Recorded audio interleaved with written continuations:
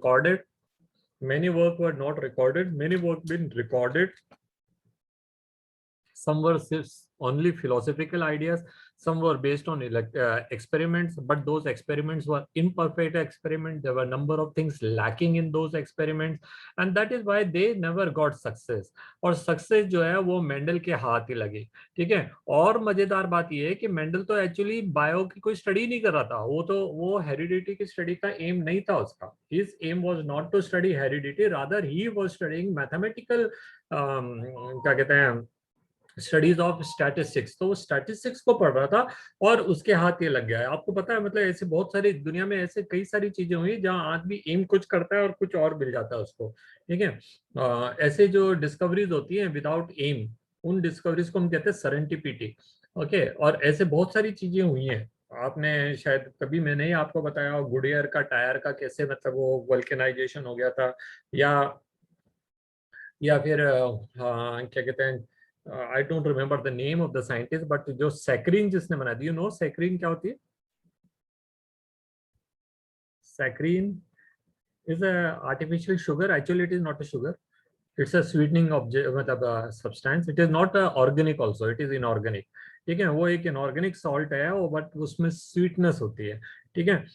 जो भी compound, it may not be salt but whatever. So वो the scientist, I can find out who is that scientist. तो वो scientist जो है वो अपने लेबोरेटरी में एक्सपेरिमेंट कर रहा था, और वो एक्सपेरिमेंट करते करते उसकी मतलब उसका हाथ जो है उसके मुंह पे लग गया होगा, and he found that is very tasty sweet, ठीक है। तो ये अचानक से डिस्कवर हुआ, उसने वो कभी एम लेकर के नहीं चला था सैकरीन क्या होती है, और उसको उसका जो है मतलब अचानक से डिस्कवरी हुई। तो ये जो चीज है, discovery of saccharin was by, हाँ यहाँ लिखा है, artificial sweetener and 300 to 400 times sweeter than sugar। आप अंदाज लगाइए, आप एक चम्मच शक्कर डालेंगे वो 400 चम्मच शक्कर के बराबर मीठी होगी, ठीक है। तो आप ये समझ सकते हैं कि जितने भी आर्टिफिशियल ये बहुत सारे जो वो सस्ती वाली चॉकलेट आइसक्रीम वगैरह मिलती है बाजार में, वो उनमें कोई शक्कर वक्कर नहीं होती है वो। और अगर आप के घरों में भी कोई अगर वो आर्टिफिशियल स्वीटनर मतलब शुगर फ्री यूज करता होगा, तो देखिए बिल्कुल टाइनी टाइनी टैबलेट्स होती है, tiny tiny pills, and they are they. तो उनमें सैकरीन, और अब सैकरीन जैसी बहुत सारी चीजें और मिलती हैं जो कि सैकरीन जैसे ही काम करती है, हालांकि this are not good. In the due course of time it was found कि इनका कोई नुकसान होता है। तो यह कॉन्स्टेंटिन कॉन्स्टेंटिन जो है वो कोल्टार के ऊपर स्टडी कर रहा था और उसका एक डेरिवेटिव उसके हाथ लग गया। चलिए, तो ऐसे कई सारी चीजें होती है जहां हमारा एम वो नहीं होता और हमको कुछ चीज मिल जाती है, ठीक है। तो ऐसा ही काम है मेंडल का। मेंडल तो हेरिडिटी पढ़ ही नहीं रहा था, he was not studying, he was not keen in study of bio itself, rather he was studying about the statistics। तो वो जानना चाह रहा था कि what will be the probability of tall plant and dwarf plant when cross। तो tall plant आएंगे तो कितने आएंगे, dwarf आएंगे तो कितने आएंगे, yellow and red seed, yellow and green seed को cross करेंगे तो what will be the probability or what will be the percentage of yellow seed plant and green seed producing plants and all, ठीक है। तो वो पढ़ते पढ़ते उसके हाथ में अचानक से हेरिडिटी लग गई। Let us talk from study from here. Okay, it was during the mid 19th century that headway was made in the understanding of inheritance. Gregor Mendel, full name है John Gregor Mendel, conducted hybridization experiments। Hybridization, जहां हम अपनी मर्जी से कोई भी cross करा रहे हो तो उनको हम हाइब्रिडाइजेशन कराते हैं। नेचुरली वो क्रॉस जो है टू डिसिमिलर प्लांट्स के बीच में होगा। तो जो डिसिमिलर टाइप के प्लांट है किसी न किसी चीज के लिए, maybe for height, maybe for colour, maybe for shape of the seeds और type of the seeds etcetera, तो उनके बीच में जो क्रॉस हुआ उसको हम हाइब्रिडाइजेशन करते हैं। तो एक क्रॉस जो हम करा रहे हैं अपनी मर्जी से, intentional cross, that is called hybridisation.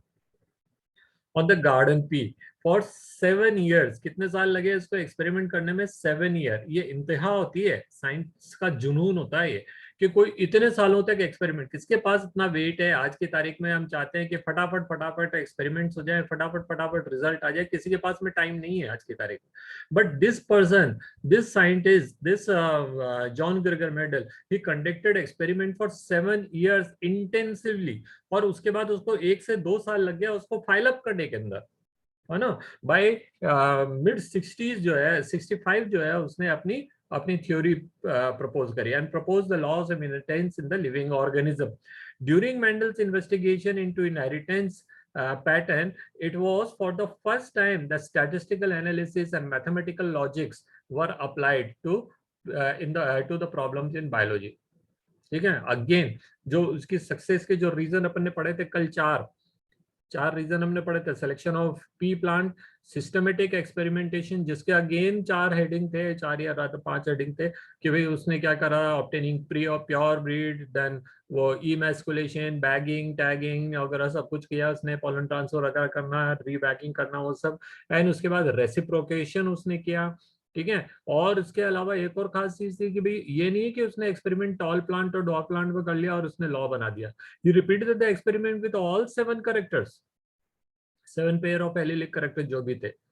ये ऐसा नहीं है कि टॉल प्लांट और प्लांट का तो ये फंडा चल रहा है, किसी और में कुछ और फंडा चल रहा, किसी और में हेरिडिटी का कोई पता ही नहीं है, कुछ अपनी मर्जी से ही करेक्ट आ रहा है. आप क्रॉस कर रहे हैं पर्पल एंड व्हाइट फ्लावर को और पिंक फ्लावर आ रहे हैं, तो अगर ऐसा भी हो सकता है ना. तो उन सारी चीजों को अवॉइड करने के लिए his experiment was well planned. उसने कहीं कोई एरर का चांस नहीं छोड़ा, है ना. फिर जितना डेटा कलेक्ट करना वो, और जो सबसे इंपॉर्टेंट स्टेप्स में से एक था वो स्टैटिस्टिकल एनालिसिस. ठीक है. स्टैटिस्टिकल एनालिसिस जो होती है उसके लिए बड़ा सैंपल चाहिए होता है, तो वही लिखा है आगे देखिए.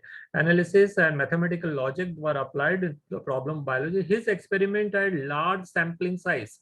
स्टैटिस्टिक्स के लिए हमेशा बड़ा डेटा चाहिए होता है, बड़ा साइज चाहिए होता है ना. अगर हम क्लास के अंदर अभी मतलब अगर हम देख रहे हो कि भाई कितने बच्चे जो है वो मैथ समझने में डिफिकल्टी फेस करते हैं, तो हम उसकी स्टैटिस्टिक्स निकालेंगे, सब्जेक्ट वाइज निकालेंगे. हम देखेंगे कि भाई साइंस अच्छा कर रहा है, वो एसएसटी अच्छा कर रहा है, इंग्लिश कर रहा है, पर मैथ्स में डिफिकल्टी है. फिर सेक्शन वाइज निकाल लेते हैं स्टैटिस्टिक्स. भाई कौन से टीचर का स्टैटिस्टिक्स कि भाई सेम दिस आप टीचर रोटेट कर दीजिए, दूसरा टीचर दे दीजिए सेम चैप्टर पढ़ाने के लिए, अब इम्प्रूवमेंट देखिए. तो वहाँ क्या कर रहे हैं हम, ये स्टैटिस्टिक्स देख रहे हैं, है ना. तो वो जो फीडबैक जो हम लेकर के आ रहे हैं वो स्टैटिस्टिक्स के बेस पे, लार्ज सैंपल साइज चाहिए होता है उसका. ऐसा नहीं है कि एक बॉलर ने बॉल फेंकी, एक बैट्समैन को आउट कर दिया और उसने कह दिया हाँ भैया उसका तो 100% रिजल्ट रहता है, whenever he bowls he takes wicket. और पता चला दूसरा पूरा मैच खेल गए और मैच हरा दिया लेकिन एक भी विकेट नहीं आया. तो स्टैटिस्टिक्स जो होते हैं वो कई सारी चीजों के ऊपर डिपेंड करता है, और सबसे ज्यादा जो अच्छी जरूरत है उसकी वो है sampling size. So that was one of the reason of Mendel's success in when we selected pea plant, because pea plant में sample size बड़ा आ रहा था. He could cross 5 flowers, 6 flowers, 10 flowers, और हर पॉट से में जो है वो 4 से 5 से लेकर के 6, 7, 8 तक फलियां सीड्स निकलते हैं.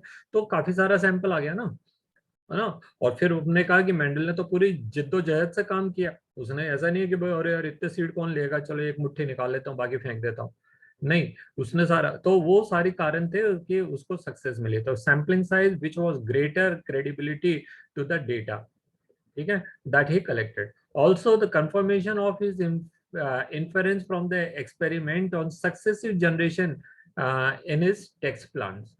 ठीक है. तो उसने अपने मैंने आपसे कहा ना कि मतलब वो हाइट वाला क्रॉस कर लिया उसने, अब उसको शेप ऑफ साइज के लिए, शेप ऑफ सीड के लिए, शेप ऑफ पॉड के लिए, कलर ऑफ सीड के लिए, कलर ऑफ पॉड के लिए, कलर ऑफ फ्लावर के लिए, पोजीशन ऑफ फ्लावर के लिए, सबके लिए क्रॉस कर लो. और हर एक के अंदर देखो whether that rule, that law, the finding which he got is exactly standing true. जैसे मैंने पिछले क्लास में आपको बताया था कि न्यूटन ने ऐसा नहीं कि भैया जिस पेड़ के नीचे बैठा था उसने कहा एप्पल नीचे आता है, और पता चले कहीं और जाते हैं तो एप्पल कहीं और ही जाता है ना. और उसने फिर ये भी देखा, वो पीसा की मीनार पे चढ़ गया, वो किसी बिल्डिंग की छत पे चढ़ गया, नीचे से उसने बॉल फेंकी, फुटबॉल फेंकी, वॉलीबॉल फेंकी, क्रिकेट की बॉल फेंकी, जो भी है हर चीज नीचे ही आ रही थी, तब कहीं जाकर के वो अपना रूल दे रहे हैं. ऐसे नहीं है कि हाँ भाई एप्पल नीचे आया चलो फट से अपनी किताब खोलो लिख दो उसके ऊपर कुछ. ठीक है. तो टेस्ट करने पड़ते हैं उसको repeatedly and prove that the result pointed to the general rule of inheritance rather than being substantial ideas. ठीक है. तो वो जो रूल्स बन रहे हैं वो एक्सपेरिमेंट के बेस पे है, और उसका जो डेटा आ रहा है वो जो है मतलब हमेशा वैसे ही स्टैंड कर रहा है. तो वो सब्सटेंशियल आइडिया है, उसके ऊपर पक्का आधार है उसका. ठीक है. Mendel investigated characters in the garden pea plant that were manifested as two opposite traits. अब यहाँ देखिए मेंडल क्या कहता, जो भी कैरेक्टर्स हैं उसके या तो कोई वेरिएशन नहीं होंगे या फिर ज्यादा 2 वेरिएशन होंगे. या तो प्लांट टॉल होगा या ड्वार्फ होगा, या तो पर्पल फ्लावर आएंगे या व्हाइट आएंगे, या तो सीड ग्रीन होगा या येलो होगा, या तो पॉड ग्रीन होगा या येलो होगा, या तो पोजीशन फ्लावर की टर्मिनल होगी या एक्सियल होगी, या तो पॉड इन्फ्लेटेड होगी या कंस्ट्रिक्टेड होगी। तीन नहीं होगी। क्या पता, क्या पता मेंडल ने क्या मतलब क्या देखा, उसको पी प्लांट के अंदर नहीं मिली, इंसान की आंख में देखता तो उसको अलग अलग कलर की मिल जाती है, वो तो काली आंख, भूरी आंख, हरी आंख, नीली आंख। बाकी तो फिर वो लेंस लगा लोगों के कर लेते हैं लोग, है ना। तो ये इंसान की आंख में 4 ट्रेट मिल रहे हैं, इंसान की स्किन कलर में तो पता नहीं हजारों ट्रेट मिल रहे हैं, पता नहीं कितने कौन कौन से कलर होते थे, है ना। और खैर अंग्रेजों के हिसाब से तो हर आदमी जो अंग्रेज नहीं है वो सब ब्लैक है ना। तो और फिर कर्ली हेयर, अलग अलग तरह के कर्लनेस मिलेगा आपको, कहीं पे बहुत ज्यादा एक्सटेंसिव कर्ल मिलेंगे इन अफ्रीकन जैसे भी स्टेट में, अगर आप साउथ इंडियन के लोगों के कर्ल देखेंगे तो अलग टाइप के मिलेंगे, यहाँ राजस्थान के कुछ कर्ल देखेंगे तो और बड़े वाले कर्ल मिलेंगे, ठीक है। ज्यादातर लोगों के स्ट्रेट हेयर होते हैं। तो वहाँ हमारे यहाँ पे कई सारी वेरिएशन है, लेकिन मटर के अंदर हर करेक्टर के जो भी करेक्टर थे उनके 2 ही वेरिएशन थे या फिर थे ही नहीं।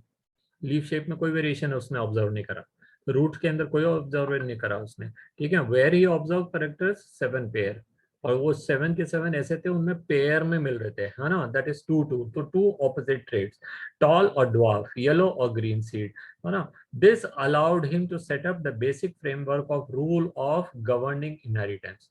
नाउ सपोज वो ट्राई 3 करेक्टर वाले को लेकर के चलता तो क्या उसकी फाइंडिंग होती, बड़ी दिक्कत हो जाती थी, ठीक है। तो मेंडल के साथ खुद भगवान खुद उसके ऊपर आशीर्वाद लगा के बैठे हुए थे, लेकिन ना वो तो बंदा भगवान का ही था, चाहे वो पढ़ने वढ़ने के नाम से ही गया हो, लेकिन गया तो मोनेस्ट्री उसने ज्वाइन करी, उसने भगवान के लिए सुबह शाम प्रार्थना करता होगा, अच्छा बंदा होगा, गाली गलौज नहीं करता होगा, लड़ता वड़ता नहीं होगा, भगवान ने कहा यार तेरे को बरकत देते हैं, तो सारी बरकत दी, बहुत अच्छा किया।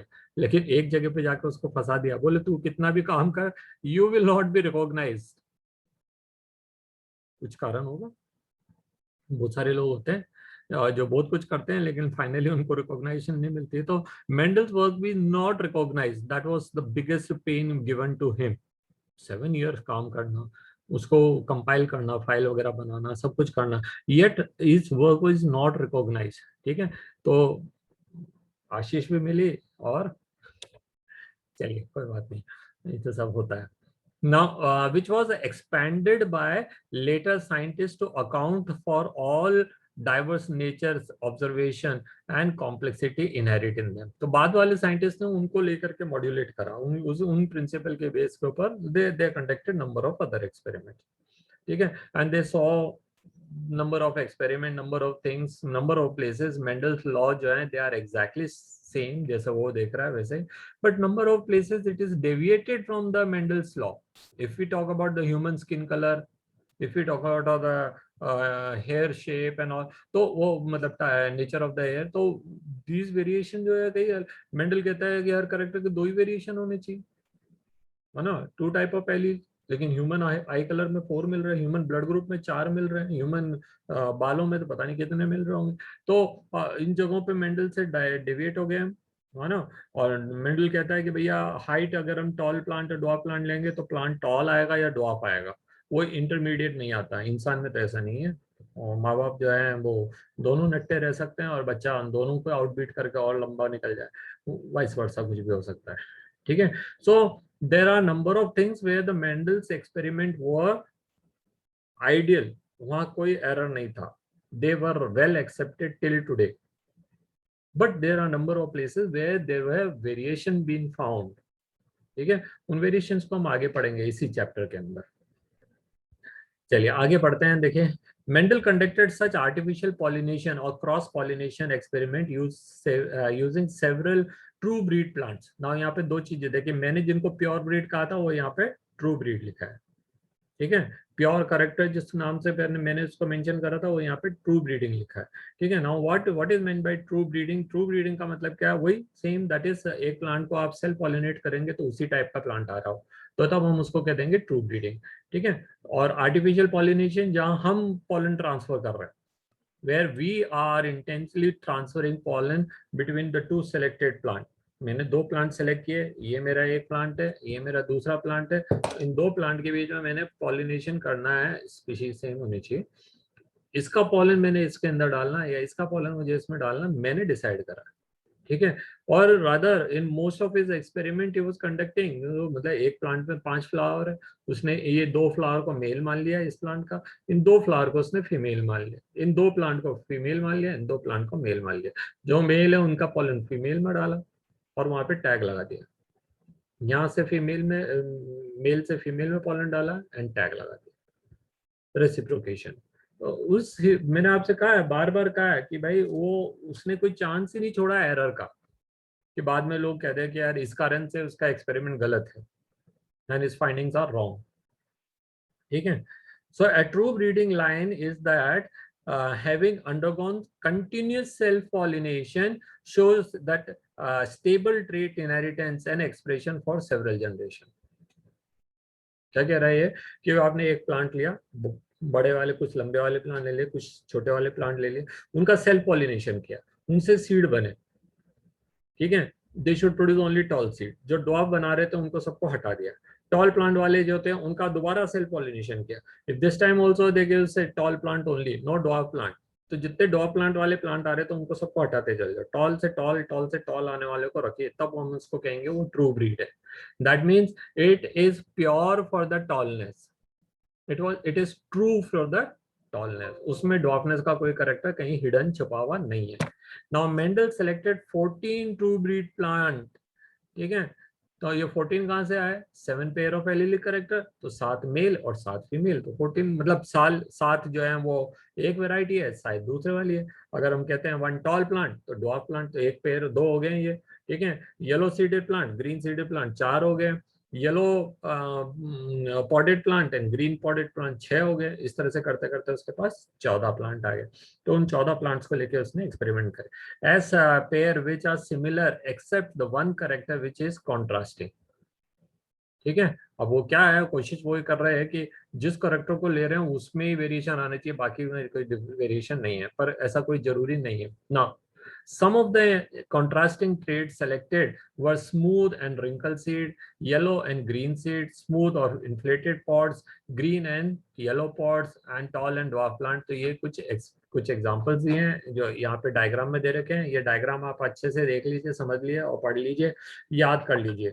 इसमें जो लेफ्ट हैंड साइड में दे रखे हैं वो सारे डोमिनेंट करेक्टर हैं, it is mentioned here dominant traits, ठीक है। एंड यहाँ जो दे रखे हैं वो सब रिसेसिव ट्रेट है। नाउ रिसेसिव क्या होते हैं, रिसेसिव आर दोस जो कि F1 जनरेशन में हिडन रह जाते हैं या वो डोमिनेंट के सामने चुप रह जाते हैं, ठीक है। डोमिनेंट के साथ चुप कौन रहते हैं, मान लीजिए एक बच्चा है स्कूल में, टिफिन लेकर का है, टिफिन में बहुत अच्छा खाना लेकर का है, लेकिन वो मीक सा बच्चा है ना, डरपोक सा बच्चा है, सारे बच्चे उसका टिफिन खा जाते हैं, वो चूं भी नहीं करता, सो मच सो कि वो जाके प्रिंसिपल को या क्लास टीचर को शिकायत भी नहीं करता, इतना डरता है, ठीक है। तो जितने डोमिनेटिंग बच्चे हैं वो उसको डोमिनेट करेंगे, उसका टिफिन खा जाएंगे,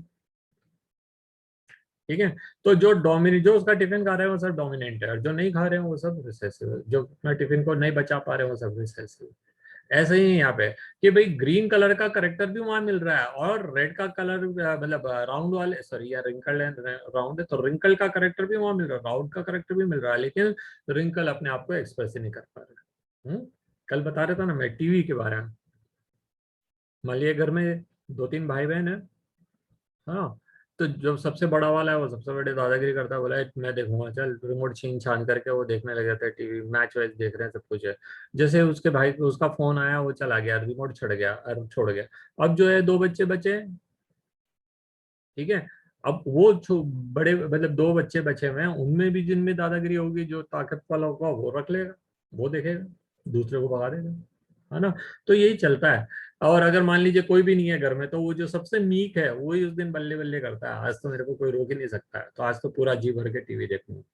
तो वो स्मॉल आर वाली कंडीशन है जो रिसेसिव भी अपने आप को एक्सप्रेस करते हैं। चलिए, तो ये मेंडल के डिफरेंट वो थे, है ना। अब यहाँ पढ़ते हैं अपन, ये 7 पेयर ऑफ एलिलिक करेक्टर को यहाँ फिर से मेंशन करा है, दैट इज ये करेक्टर है और इसकी ये वेरिएशन है, contrasting trait, that is tall to dwarf, violet to white, axial in compare to terminal, inflated versus constructed, green versus yellow pod colour में, है ना, and on so and on. तो ये तो उसके मेंडल के मटर के बारे में बात हो गई. Now let us talk about the inheritance of one gene. Now मैं आपको बता देता हूं, मेंडल ने जीन वर्ड नहीं यूज करा था. Mendel did not know anything about genes. Mendel के टाइम में word gene was not there. The word gene was first introduced by Jensen in 1907. Mendel ने अपने करेक्टर के लिए एक्सप्रेस करने वाले एजेंट को उसने नाम दिया factor. Factor can be anything, है ना. आप फिजिक्स केमिस्ट्री पढ़ते हैं, जगह जगह आप पढ़ते हैं फैक्टर. कौन सा फैक्टर अफेक्ट करता है? Factor affecting the rate of acceleration, ठीक है, या जो भी है. तो वो फैक्टर जो होता है, मतलब किसी चीज को प्रभावित करने वाली चीज को कहते हैं. उसको बाद में जेंसन ने नाम जीन करके दिया. ठीक है. Now let us talk about the inheritance of one gene, that is a cross in which only one character is studied at a time. तो in simple we can say this is monohybrid cross. तो मैंने जो monohybrid cross करके आपको explain करा कल, वो यही चीज है. चलिए पढ़ते हैं क्या. Let us take an example in one such hybridization experiment carried out by Mendel where he crossed tall and the dwarf plants. ये इसका फेमस एक्सपेरिमेंट है, फर्स्ट एक्सपेरिमेंट है, मोस्ट क्या कहते हैं, मोस्ट कॉमन एक्सपेरिमेंट जो मेंडल ने करा था, क्योंकि वो खेतों के बीच में से जाता था. And he used to see some plants are tall, some plants are dwarf. और जब वो स्कूल में गया, कॉलेज में गया, जहाँ पे भी यूनिवर्सिटी, फॉरेन में तो स्कूल वूल नहीं कहते हैं, 8th क्लास एंड अबाउ सब यूनिवर्सिटी. तो वो यूनिवर्सिटी गया तो उसने यूनिवर्सिटी में देखा कि टीचर जो है ऐसे ऐसे बोल रहे हैं कि भाई आपको वेरिएशन के ऊपर प्रोजेक्ट बनाना है. इसने कहा अपने उस पर क्यों नहीं बनाए, हम स्टैटिस्टिक्स ये क्यों नहीं देखें कि भाई tall plant and dwarf plant cross करेंगे तो how many will come tall and how many will come dwarf. तो अपना एक्सपेरिमेंट उसने इसके ऊपर चूज करा. ठीक है.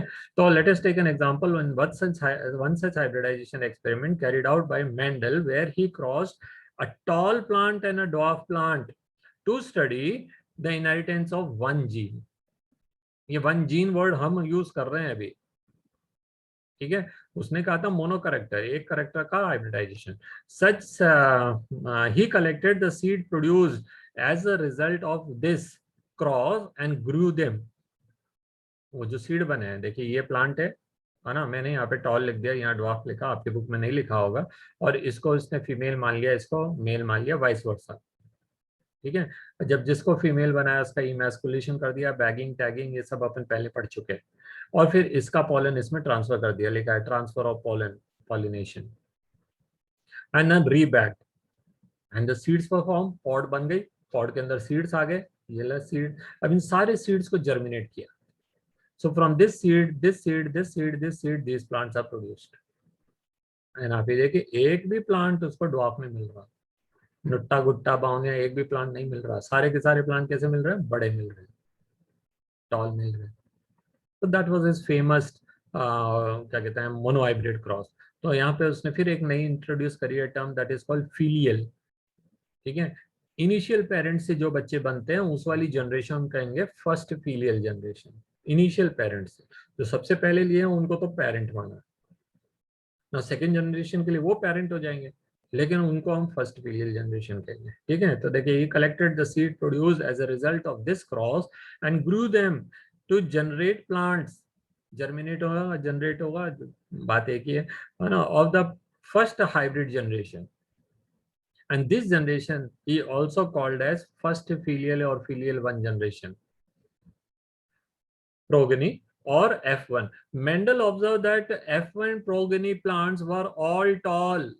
सारे के सारे लंबे थे, और लंबे भी कैसे? पेरेंट्स के जैसे. If the parent plant was 5 feet tall, हो सकता है 4 फीट 8 इंच हो, 4 फीट 9 इंच हो, 10 इंच हो, 5 फीट 2 इंच हो, 5 फीट 4 इंच हो, इतना चलता है. लेकिन 5 फीट वाले प्लांट से 3 फीट वाला प्लांट नहीं बना, और 7 फीट वाला भी नहीं बना. ठीक है. देवर मोरल है थोड़ा बहुत, वो तो थोड़ा बहुत तो क्या है, आप वो तो कई बातों पे डिपेंड करेगा, वेदर द न्यूट्रिएंट्स आर मतलब अवेलेबल और नॉट, वाटर अवेलेबल है कि नहीं है, लाइट अवेलेबल है कि नहीं है, मिनरल्स फूड जो भी उनको चाहिए वो मिल रहा है कि नहीं मिल रहा, कोई ऐसी जगह पे ग्रो कर रहा होगा जहाँ पे सनलाइट नहीं आती है, या कि कोई और फैक्टर होगा, उन फैक्टर को आपको ओवरलुक भी करना है. So what he found that F1 generation all the plants were tall, and they were more or less of the same height as the parent plant was. Like he found that F1 always resembled either one of the parent, या तो वो लंबा होगा या टिंगना होगा. अगले page पे diagram दे रखा है, ये देखिए, ये टॉल प्लांट है, ये डॉर्फ प्लांट है, क्रॉस किया, इन F1 टॉल प्लांट आए. Now you see this tall plant and this tall plant are alike. Dwarf plant जैसा नहीं आया. F2 जनरेशन के अंदर डॉर्फ भी आया. ये डॉर्फ उस जैसे दिखेगा जो एक जनरेशन पहले के थे. ठीक है. No intermediate height were observed, somewhere it is mentioned. ठीक है, यहीं पे लिखा in between height. None were of in between height. They were resembling parents. One of the parents, correct. Now, similar results were obtained with the other traits. ये height को लेके करा, उसके बाद में उसने शेप ऑफ सीड को लेके करे होंगे, कलर ऑफ सीड को लेके करे होंगे, कलर ऑफ पॉड को लेके करे होंगे, शेप ऑफ पॉड को लेके करे होंगे, कलर ऑफ फ्लावर को लेके करेंगे. All the time results were same. When the purple flower and the white flower were crossed, the flower obtained in the plants in F1 generation were all purple only. ऐसा नहीं हो कि light purple हो गया या dark purple हो गया या पिंक आ गया साहब या बेस कलर आ गया या पीच कलर आ गया. ना ना ना ना, वो जैसा एक पेरेंट के अंदर है, दोनों में से एक पेरेंट के अंदर जो प्योर ब्रीड है वैसे ही आएगा. ठीक है. सो ये मेंडल की सक्सेस के रीजंस में से एक पॉइंट है, दैट इज कि उसने अपने एक्सपेरिमेंट को बाकी करेक्ट के साथ में भी इक्वेट करा, कंडक्ट करा. तो similar results were obtain when either with the other trades also they got same type of result. देखिए यहाँ पे लिखा है, similar results were obtained when the experiment conducted on other characters. Only one of the parental trait was expressed in F1 generation. While this meeting will end in 10 minutes. Okay, ठीक है, आगे हटा देंगे. Upgrade now to 9. Okay, तो हाँ क्या गया? Only one of the parental traits was expressed in F1 generation. While the F2 stage दोनों ही करेक्टर आ जाते हैं, लेकिन जो दूसरा करेक्टर है जो पहले नहीं आ रहा था वो अभी भी कम में रहता है. The percentage is low. कितना बता रहा है यहाँ पे? 3:1 रेशियो. जो F1 जनरेशन में जो प्लांट आए थे, F2 जनरेशन में वो 3 time more than the dwarf plant और that recessive plant they will be expressive. तो अब तो कोई भी मूर्ख से मूर्ख आदमी भी कह देगा साहब इसका मतलब तो यही है कि जो कलर जो F1 में आया, जो शेप आया, जो भी साइज आया, जो भी कुछ आया, that is dominating over the other one. और दूसरी जनरेशन में भी देख लो सर, ये ज्यादा आए वो कम आए. सिंपल सी बात है, सिंपल सी बात. अगर मान लीजिए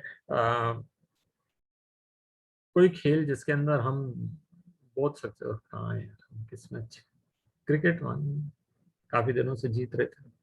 तो मान लीजिए क्रिकेट के अंदर हमारी टीम जो है वो एक मालदीव की टीम से मैच करे. मालदीव की टीम तो ऐसी रहेगी जैसे हमारे गली मोहल्लों की टीम होती है ना, और हमारी नेशनल टीम जो है उनसे जाके खेले, तो हर बार हरा देंगे सर. ठीक है. लेकिन ये कह रहा है कि वो भी एक बार तो अपना आपको दिखाई देंगे. अगर आपने 4 एक्सपेरिमेंट करे हैं तो 3 एक्सपेरिमेंट में अगर वो जीत रहे हैं तो एक मैच में तो वो भी जीत जाएंगे.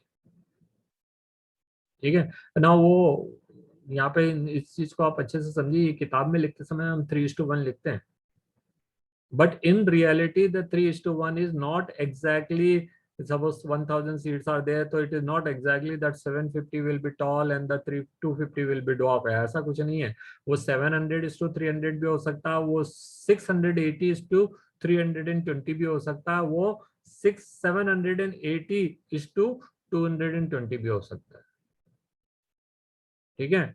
अगर मैं कहता हूं कि भाई वो अगर इंसान के अंदर होता है, मान लीजिए इंसान के अंदर भी अगर ऐसा ही कुछ हो रहा होता कि भैया टॉल प्लांट मतलब टॉल पापा और ड्वार्फ मम्मी, उनके बच्चे जो होंगे वो 3 टाइम टॉल आएंगे, 1 टाइम ड्वार्फ आएंगे, तो क्या हम इसको इस तरह से माने कि 4 बच्चे होंगे तो 3 टॉल होंगे और जो चौथा लास्ट में आएगा वो ड्वार्फ आएगा? ऐसा थोड़ी होता है. हो सकता है कि 3 ही बच्चे हुए उनके और तीनों ही ड्वार्फ रह गए. प्रोबेबिलिटी है भाई, प्रोबेबिलिटी कभी भी कुछ भी हो सकती है. ठीक है.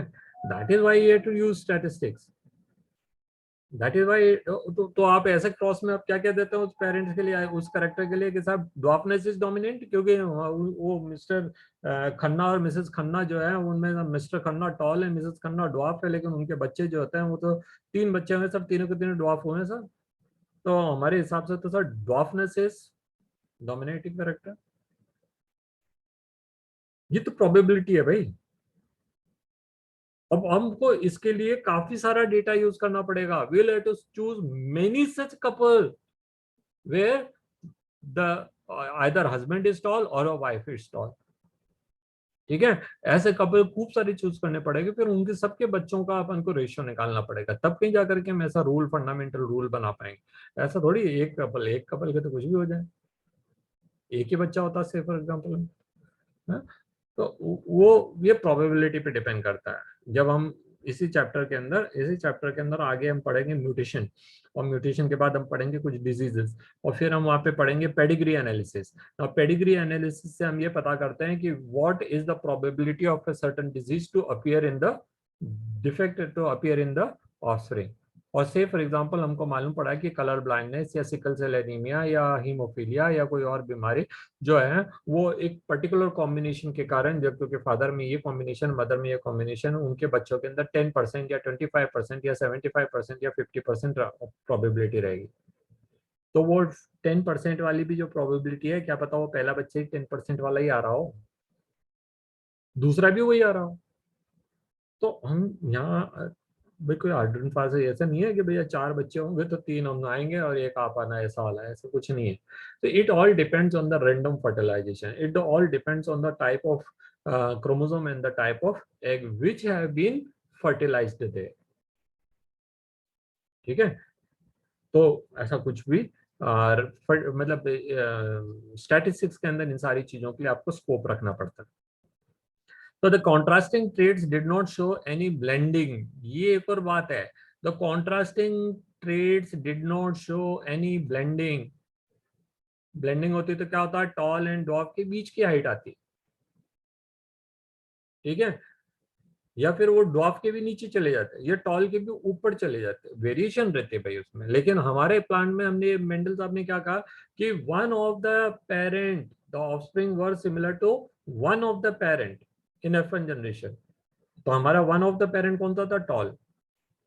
कलर ऑफ सीड होता तो हम कहते हैं येलो, कलर ऑफ फ्लावर होता तो हम कहते हैं पर्पल जैसा, कलर ऑफ पॉड होता तो हम कहते हैं ग्रीन जैसा, ठीक है।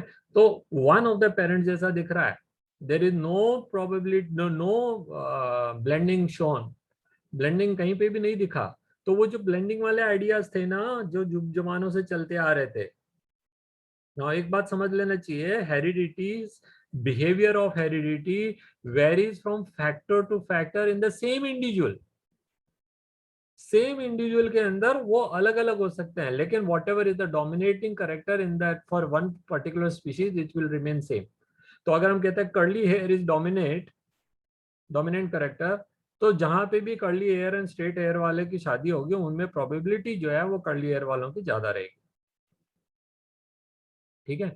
ये हम कह सकते हैं, है ना। अब ब्लेंडिंग वेंडिंग आइडिया जो है उसको मेंडल को कहीं नजर नहीं आया। Now, based on these observations, Mendel proposed something that has been stably passed on to unchanged and from the parents to the offspring through gametes. Stably passed down का मतलब क्या है? What do you understand by this term? See, children, I must know also that you are there.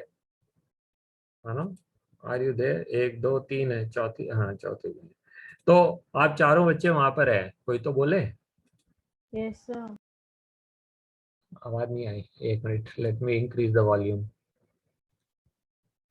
Stably pass down का क्या मतलब है? Sir मतलब वो नेक्स्ट जनरेशन पे पास आउट होते हैं। वो तो हो रहा है, लेकिन स्टेबली वर्ड क्यों यूज कर रहा है?